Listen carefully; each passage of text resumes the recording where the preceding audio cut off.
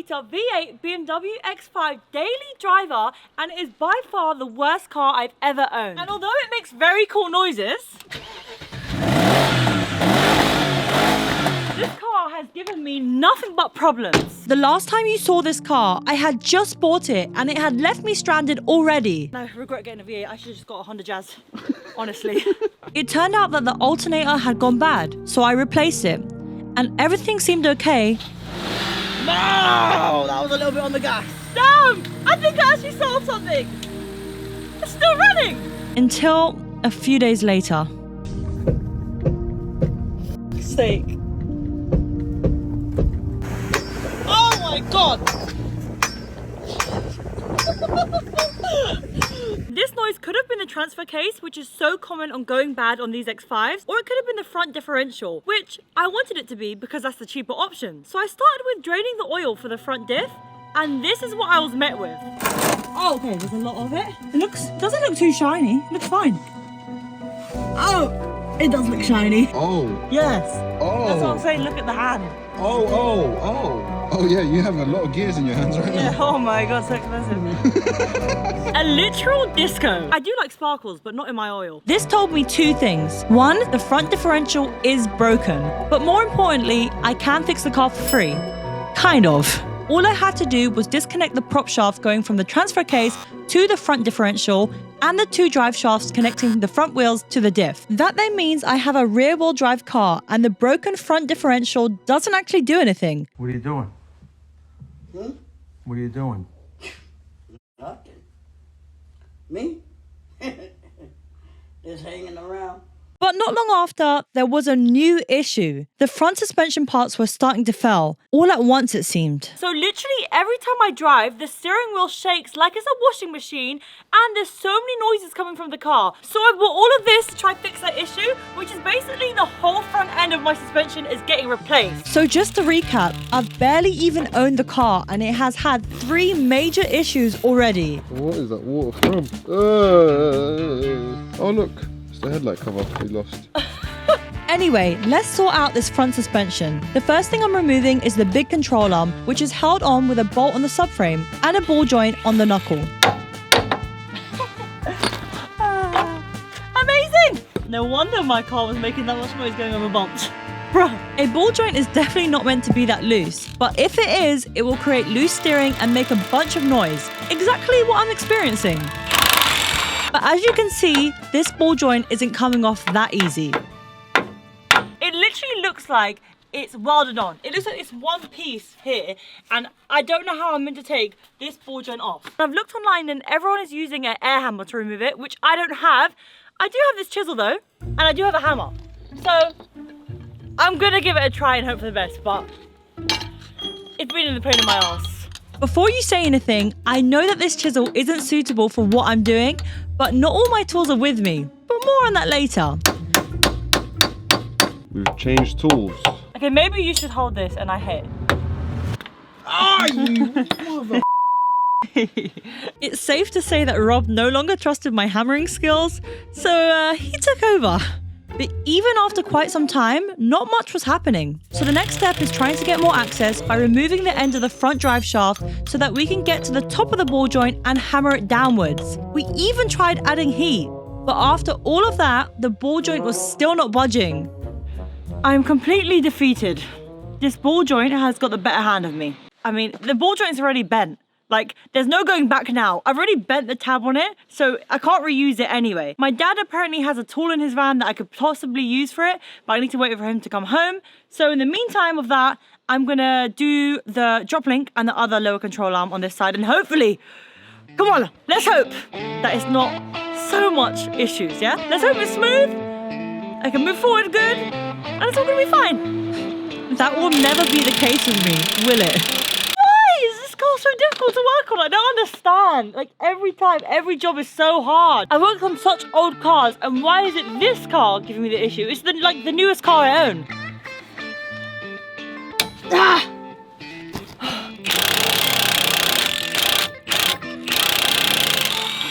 Oh, okay. No need for bigger wheels. Next time. I'm happy, but I was kind of excited to cut. At least the drop link doesn't need hours of hammering to remove it, or to install the new one. How many ugga-duggers? I don't want. But that should be right. The other control arm is pretty simple to remove. One nut for the ball joint, Oh yes. a bolt on the subframe, of course a bit of hammering, Nice. and it's out. Nice. It doesn't have as much play as the ball joint did though. That is not meant to be like that. It's a bit bad, it's a bit bad. Ball joints like that will definitely cause all sorts of noises and shaking in the steering wheel. So hopefully all these new bits fix the problems I've been having. Getting this control arm back in should be simple, but because everything on this car is so big and heavy, it's taking a little bit of messing around to get the ball joints lined back up and into the knuckle. Then I can ugga-dugga torque down the bolts and wait for the tool, which will hopefully get this ball joint out. Okay, it's a new day now and I have a new tool to help me. This is called a breaker and it's literally used to break concrete. So if this doesn't get the ball joint off, I'm literally gonna set fire to the car. Okay, maybe that is a bit extreme, but honestly, I'm starting to feel defeated. So let's hope this ball joint actually comes out. This so-called breaker is basically just a hammer that hammers really fast. It also has a chisel attachment on it, so if this doesn't knock the ball joint out, it will just destroy it. But after nearly an hour of hammering, this ball joint hadn't moved at all. It's like indestructible. It welded itself on or something. Literally, like literally. I was hammering this thing for so long that it was smoking, my ears were ringing, and the ball joint, well, it was just getting destroyed, but it was still stuck.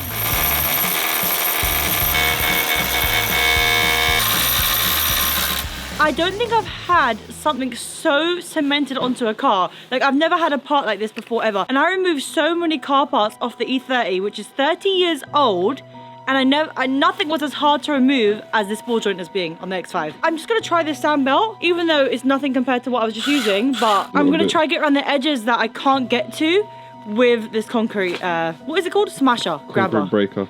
Breaker. Shock, it did nothing. But Robert had a plan. He started burning it because, remember, it can't be stuck if it's a liquid. Shit in hell. It literally can't be stuck if it's a liquid. I have never, ever struggled with removing something so much in my life.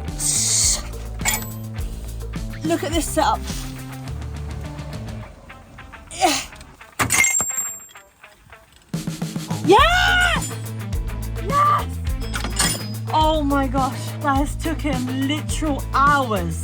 Oh my gosh. That's what's left of the ball joint housing. Just to compare, this is what ours looks like, and that's what it should look like. I've actually had the biggest nightmare ever getting this ball joint out. Like, genuinely, the hardest part I've ever removed. And we've got to do it all again tomorrow. Yeah, because there's another side to do. Car's dying. My life today is something else. And if you like to watch me struggle, then make sure you subscribe, because I can promise you one thing, there's plenty more of it to come. And talking of struggling, the new ball joint is actually easier to get in. I can just tap it into place with a hammer and tighten up the 2 bolts holding it to the hub. Finally, I can put the last thing on now, which is the new control arm. Just a reminder for you guys, the front end should have been a day's job. This last control arm is going back on after 3 days of nothing but pain and misery.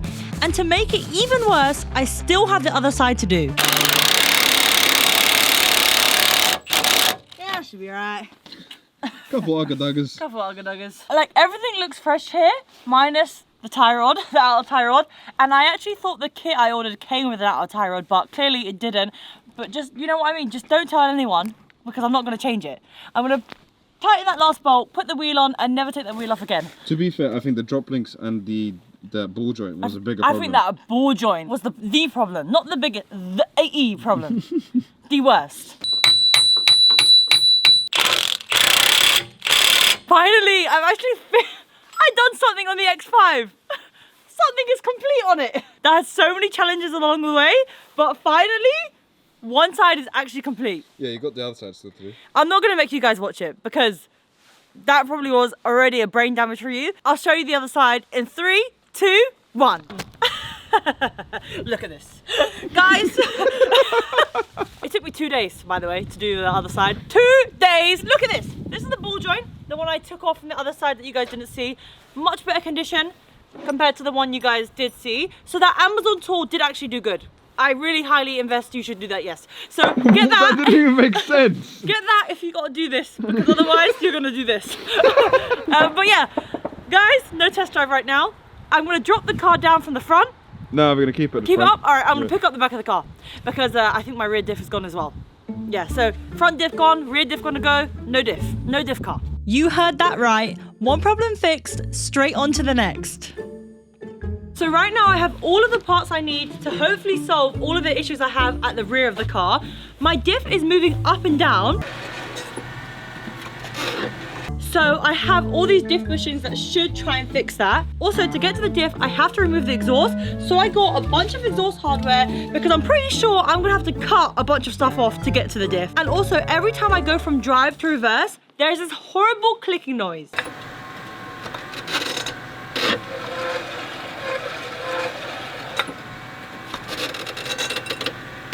So I bought this diff because my front diff already blew up, and before I'm left with no diff, I decided I might as well get a brand new rear one. Well, like a wise man once said, a brand new second-hand one.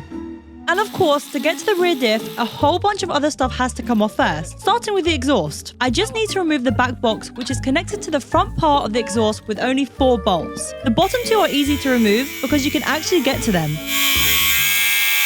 La la la la la. Whoa! But can I get to the top ones? You guessed it. Absolutely not. And to make it even more fun, they are seized and rounded. This is exactly why I got new bolts. Yeah. Now it's out. Yep. Wow. All day, guys. All day. Once again, the X5.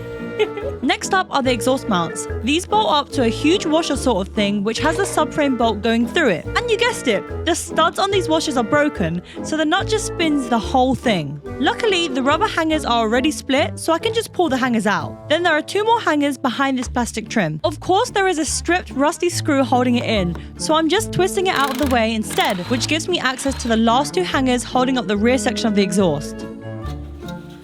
But the exhaust still feels pretty stuck. The box here is hitting against the subframe.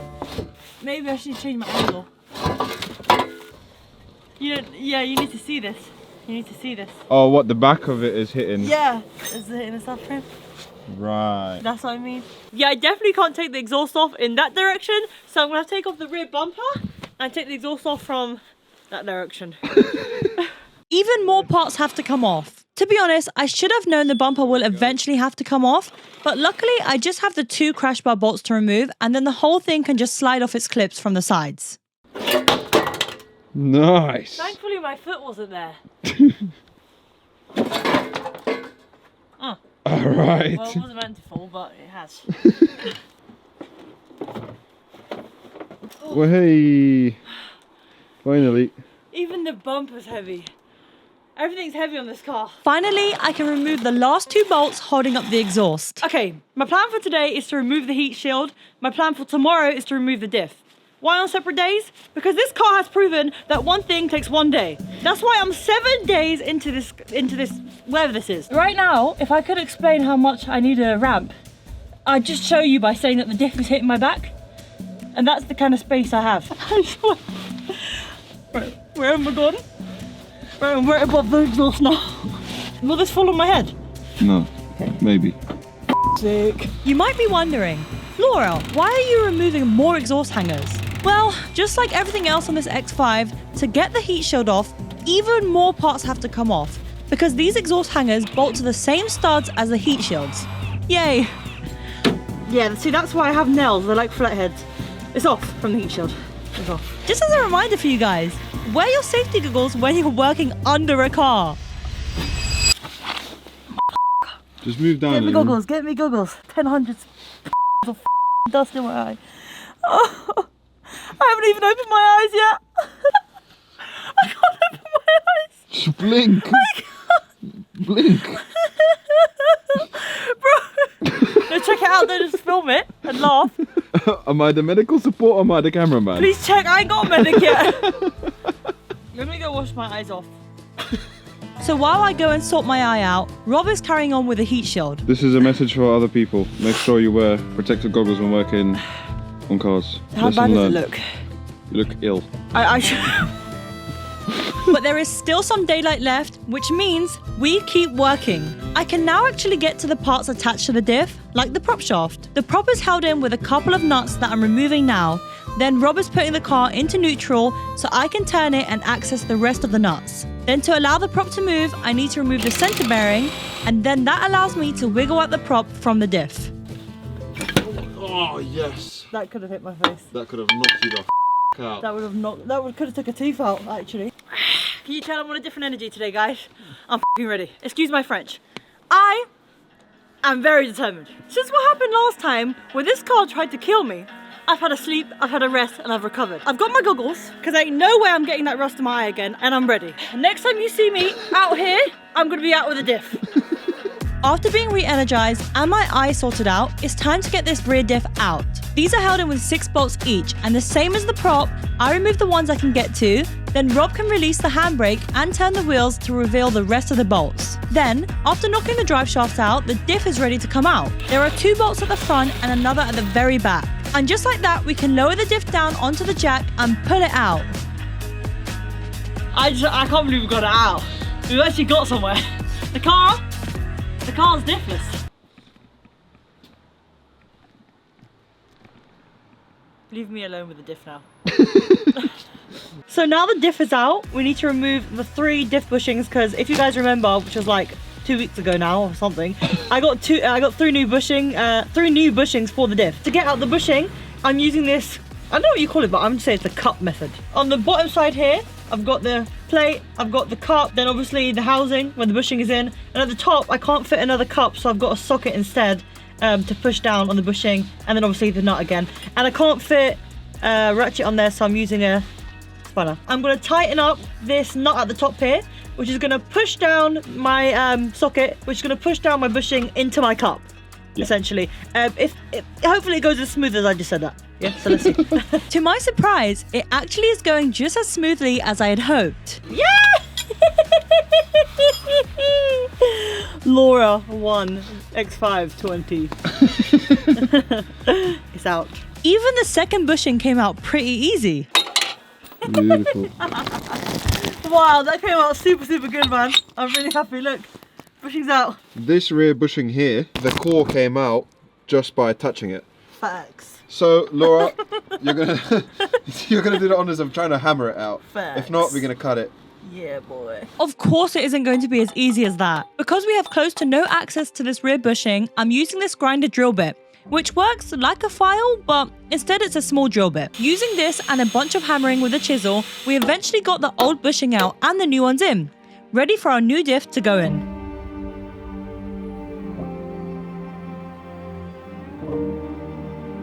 Finally, after I don't know how many days, I'm ready to start putting things back into the car. The new bushings are in and I've got both diffs here, old one, new one, and it's time to put the new diff in. To make it even more fun, we actually have a deadline. I have to finish this car today. You'll find out soon, but this car has to be off jack stands today. I might be out here till the night. Bye. Oh yeah, I need the diff. Let's go. And surprisingly, the new diff was going in easy. But of course, that excitement was also very short-lived. Mission get the car done in one day is still going ahead, right? Yeah, but It's slightly at risk. extremely at risk. I thought I was saying bye-bye to this diff, but this diff's going back in. I bought the wrong diff. This is my stock diff. This is the bolts from the drive shaft to the diff, right? Bracket. Look at that, it lines up excellently, yeah? We know, it fits, it's the right part, obviously. So we look under here, right? Done the same thing. Got one bolt and the bracket, put it over the hole, and it doesn't line up. So the output parts of the diff is not compatible with my drive shaft. All right, I haven't ate all day today, by the way, guys, but I'm getting this diff out before I eat. Sometimes the best way to move forward in life is to accept defeat. And this is one of those times. The X5 has honestly defeated me. But with the new diff out, we're getting the old one back in so we can all forget about this car once and for all. I can't believe after all of that, I'm about to say this, but I'm putting the exhaust back on right now. And look how cold it is. Not happy. We're kind of happy. Honestly, this X5 has been nothing but pain for the past year. It has brought problem after problem, taking me away from more important things like my MX5 and the E30. At least on the positive side, the front end shouldn't shake as much anymore, and the rear diff isn't jumping up and down anymore. But more importantly, I will never, ever, ever have to work on this car again. I actually have 2 secrets to tell you guys. The first secret is that this car, well, it's sold. It was actually sold before I started working on it, and I don't have it anymore, technically. Instead, I have a new daily, which if you want to know all the features it has, check out my second channel because for you BMW lovers, I'll tell you all the features it has. But yeah, the second secret. I say it took 12 days to work on the car, but every day I probably was working on it about 3 to 4 hours because I live in the UK. It gets dark here around 4 o'clock and it's raining and it was even snowing during them 12 days. So it meant I wasn't working on it properly. But I might have something that will change that. So let me show you something.